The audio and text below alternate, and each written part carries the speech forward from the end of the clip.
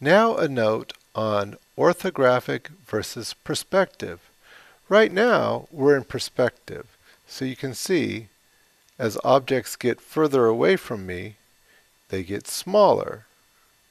As they get closer to me, they become bigger, just like we see the real world. On the other hand, if something is flat, we call that orthographic. So let me go Alt-W and get back to our four views. The perspective is, well, obviously perspective.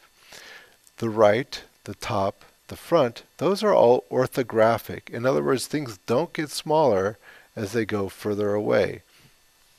This can be really handy, and we'll talk about it more when we look at editing objects.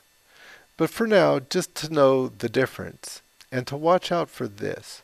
So, when I go into my perspective view here, I'll go Alt-W. Let's say I'm using the view cube, and I say like, okay, I want to go to the right. And it puts me right on the right. Well, it does, but it puts me on the right in a perspective view. And that's different than an orthographic view. On the other hand, if I wanted to go to the right and have it be orthographic, I could either come up here to my drop-down menu, or, well, there is no shortcut, so I'll just go to the right on my drop-down menu. And now we've got this right, and everything does not change as far as it getting smaller. So another one, let's see here, left. Okay, we're in orthographic view, so we've stayed in orthographic view for now, but if we were to go, see how it's orthographic here, we could change that to perspective.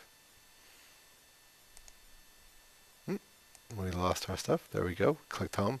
And where were we at? We were at the left. Okay. It looks like orthographic, but it's not. It's perspective. We can tell because if we were to come down here, you can see how this changes. If we were in orthographic, the grid would look very different. You see how those objects have changed, and as we rotate around, they don't change their size, just their placement. You just want to be careful about that. You just want to know that. Once again, I can go P for perspective right here. Oh, and by the way, there is a keyboard shortcut. If I wanted to go into orthographic, it would be U. All right, there you go. So now that's pretty much all you'll need to know for the viewports. Next, we're going to learn how to move objects within the world. Right now, we've been moving ourselves, our perspective, but now we're going to learn how to move objects themselves.